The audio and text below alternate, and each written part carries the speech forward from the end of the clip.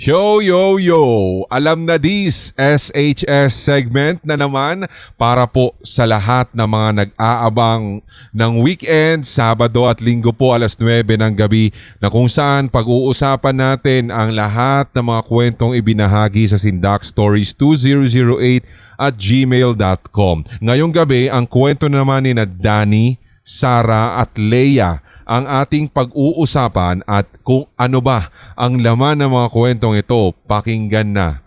Lahat ng mga OFW, hindi ka man OFW, basta regular at silent listeners ka o kaya naman lahat ng mga channel members, welcome at maraming salamat. Thank you! Dahil naririto na naman kayo sa walang kakwenta-kwenta segment na to ng HTV. Ito na ang ating first story. You are listening to Subscribers Hilakbot Stories, true horror stories submitted by HTV Positive listeners.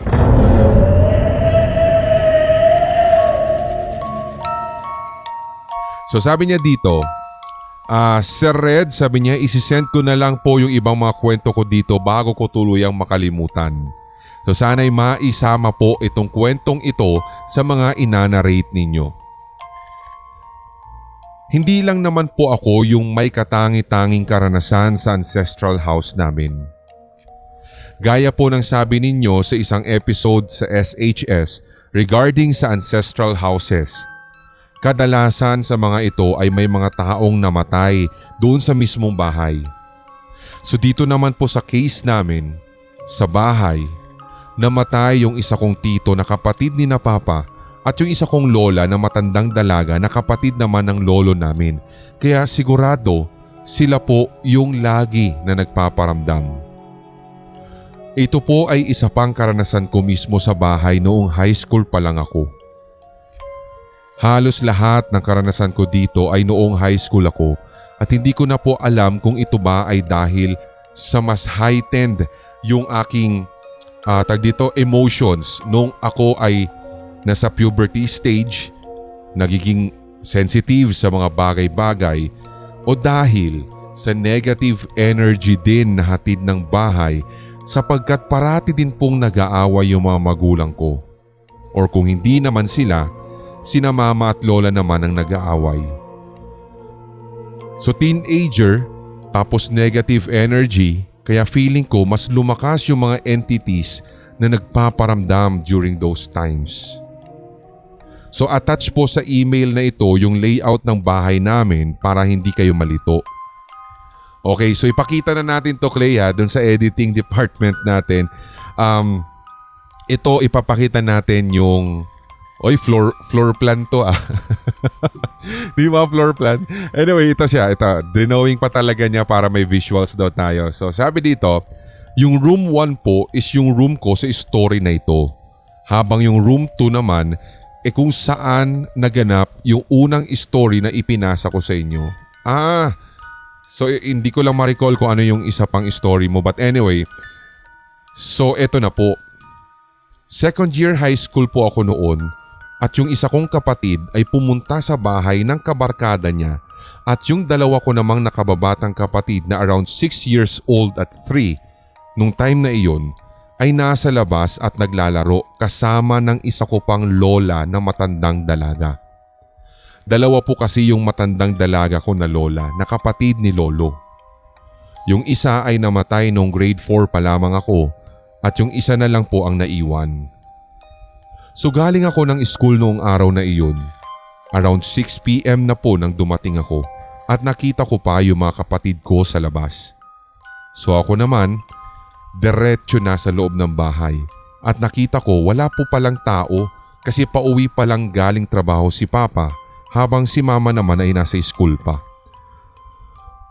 Yung pinto po namin sa main door ay kailangang ilapat ng maayos para lang maisarado tapos maingay kapag binubuksan kasi kailangan mo din na itulak para lang bumukas.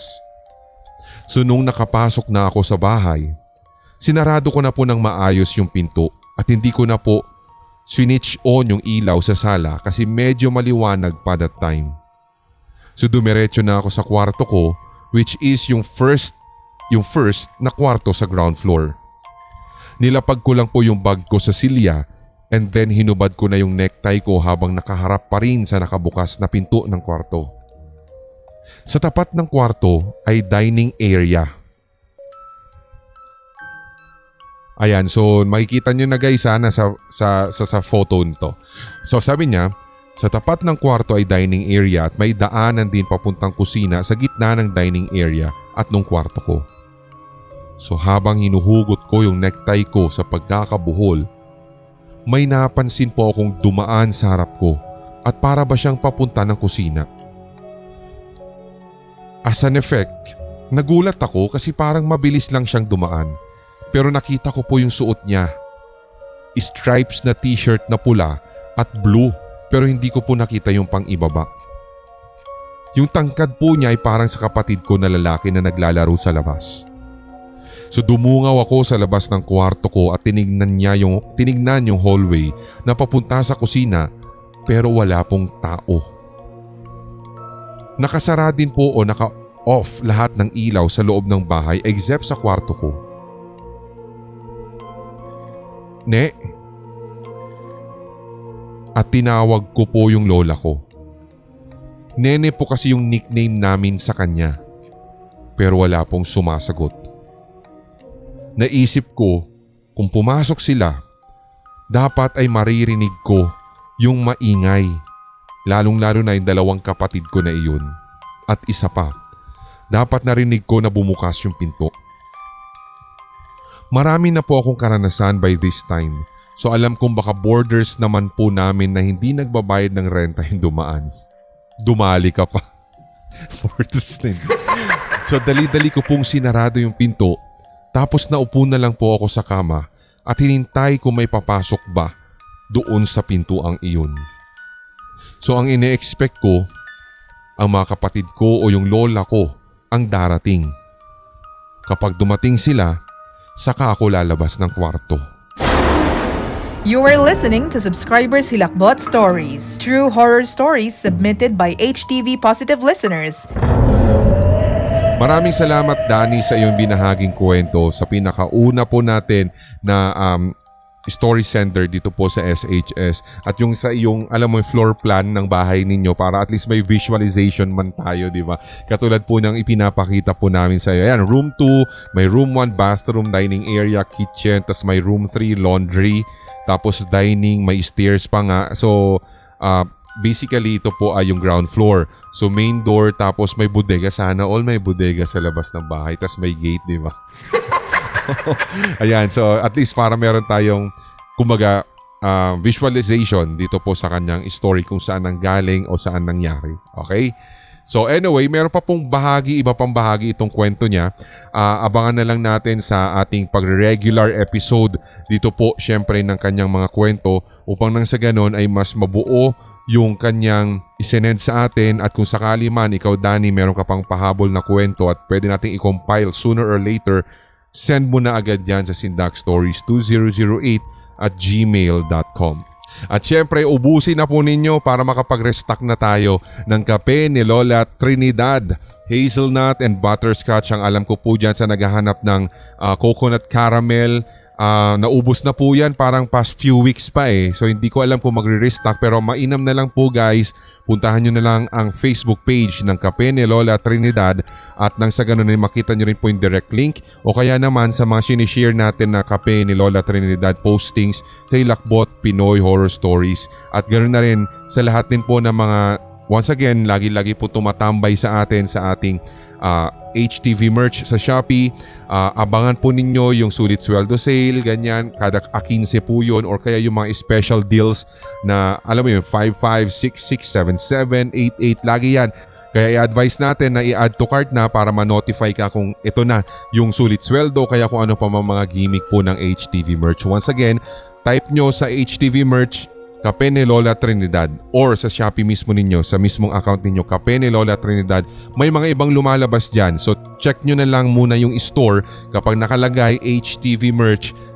Of course, sa Hilakbot po yun. Doon po kayo bumili. Okay? So go na agad. Pakyawin nyo na yan habang may oras pa hindi pa napapakyaw ng iba. Maraming salamat sa mga recent purchases at sana ay mag-repeat order po kayong lahat. Okay? Next story ay nanggaling naman po kay Sarah.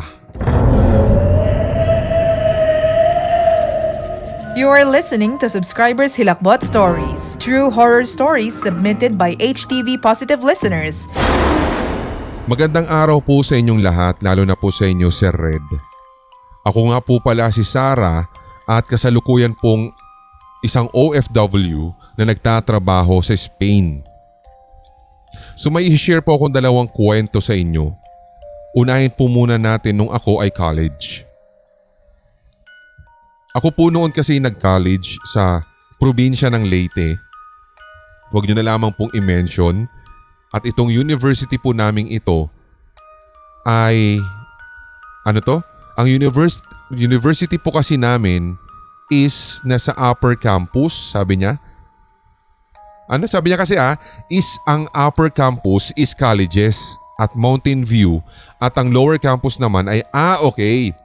So dito po sa kanilang university, yung upper campus ay para sa mga kolehiyo at Mountain View, sabi niya so nasa taas sila, habang yung lower campus naman ay para daw po sa high school at elementary at doon po ay may mga dormitory na walking distance lamang sa beach. So makikita mo na nga din agad yung Camotes Island sa Cebu. So sem break noon at kakaunti na lang yung mga estudyante na natitira sa lower campus kung saan naroroon yung dormitory. Bandang 8:00 po ng gabi, noong nagkayayaan kaming magdo-dormate na magpunta sa beach at magpicture lamang. 5 po kaming nagtungo doon. Marami po kasi mga puno sa gilid ng dagat na pwedeng akyatin lang, so sinabi ko sa mga kasama ko na akyat sila sa puno at pipicturan ko sila. Kahit naman po kasi walang flash yung cellphone ko noon, okay naman po dahil may ilaw naman ng poste. Laking gulat ko po nang i-check ko yung isang kuhang larawan. May iba kasi silang kasama. Maliliit yung mga ulo at ang liwanag po ng kuha ng mga iyon na naka-smile pa po sila. Kasama yung iba ko pang mga kaibigan na pinaakyat ko para picturan. Bali 5 po yung naisali sa picture. Ang iba, maliliit na nakunan, is parang nakapatong sa balikat ng mga ka-dormmate ko at ang iba ay nasa braso. Samantalang ang mga kaibigan ko is madidilim yung mga pagkakakuha o yung mukha nila. Pero maliwanag naman ang ilaw sa mga poste kapag zoom mo. So nung nakita po namin iyon, talagang sabay-sabay po kaming nagtakbuhan. Isa-isa nga din po naming i-zoom yung mga kuhang pictures at sa sobrang liit po talaga, Sir Red, ay yung iba'y nagbo-blur. Pero alam namin na may kababalaghang naganap. Simula noon ay never na po kaming pumunta sa beach ng gabi. Salamat po sa pagkakataon ng pagbabasa ng aking kwento. Once again, siya daw po si Sarah. You are listening to Subscribers Hilakbot Stories, true horror stories submitted by HTV Positive listeners. So sana ang maganda dito na-i-save mo yung photo tapos isinend mo rin sa amin para di ba ma-zoom in din natin or makita natin yung ano ba yung itsura, di ba? Kasi sabi niya maliliit daw na ulo, parang ganun. Hindi kaya parang naging grainy lang yung shot, kumbaga, or dahil blurring nga sabi mong ganun, lalo pa padapit hapon na ata kayo nagpunta dyan, talagang expected kahit na sabi mong 48MP yung camera mo or lalo na nung mga panahon na yan, di ba? Lalo na yung panahon na yan, sigurado mga 25, wala pa sigurong 25MP yung mga yung mga camera nun. Hindi naman sa minamaliit ko pero totoo naman yan di ba? Kaya sooner or later, itong 48MP may 50 na, di ba? Meron ng 80, di ba? Meron ng pa-develop pero baka kasi grainy lang yung shot ninyo kaya kala ninyo may maliliit na ulo. Kaya sana kung halimbawa meron man kayong mga story na katulad po dito kay Sarah at sakto na naririyan pa yung inyong photo na nakunan or video na nakunan or audio recording, i-attach nyo na po sa inyong i-email sa amin para na sa ganun maipadinig din natin sa ating mga tigapakinig, maipakita, maipanood para na sa ganun sila na po mismo humusga kumbaga at hindi tayo yung parang alam mo naghahaka-haka lang tayo at parang pinipilit natin na i-visualize ano nga yung mga itsura, parang ganun. But anyway, maraming salamat since isa na po siya sa mga solid natin na tigapakinig daw all the way from Spain. Salamat po. Third and last story naman ay mula po dito kay Leia. Hello daw sa lahat ng mga certified fans at solid HTV positive listeners at sa staff daw ng SHS. Meron na pala tayong sariling staff dito.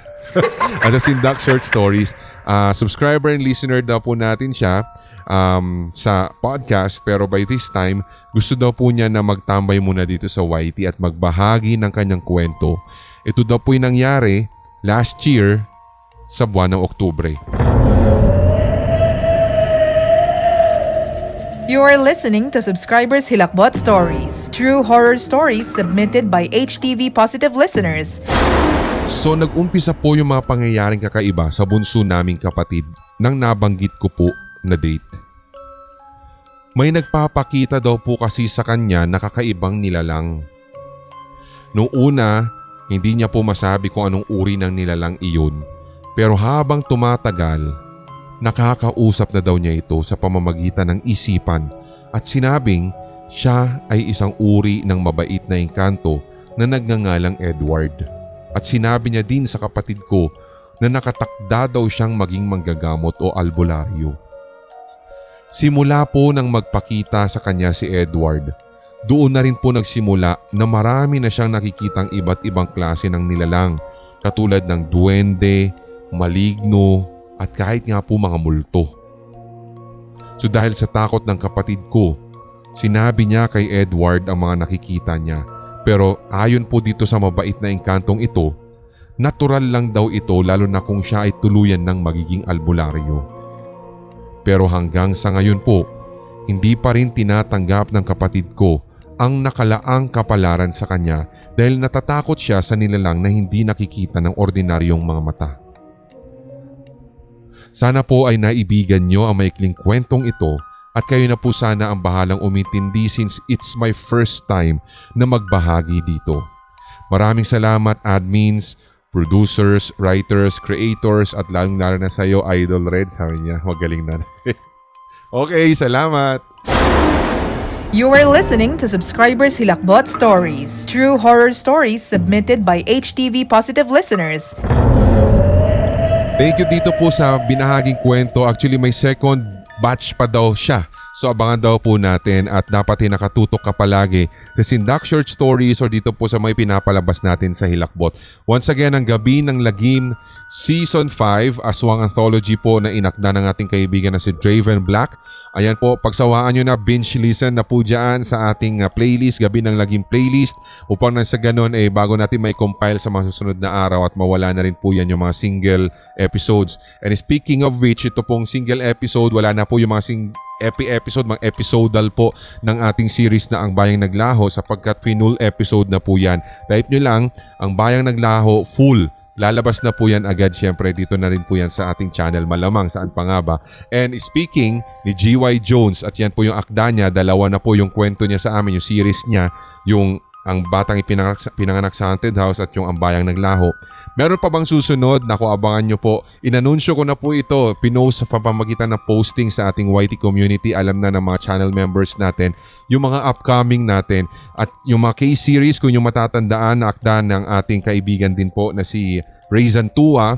Yung The Case of, di ba, yung si Andrea Miller. Ayan, may mga kasunod pa po yan. Abangan nyo na lang guys. At dapat kumapit ka lamang ng matigas at humimas ka lang sa madulas para malaman mo at maabangan mo ito kung kailan ang release date.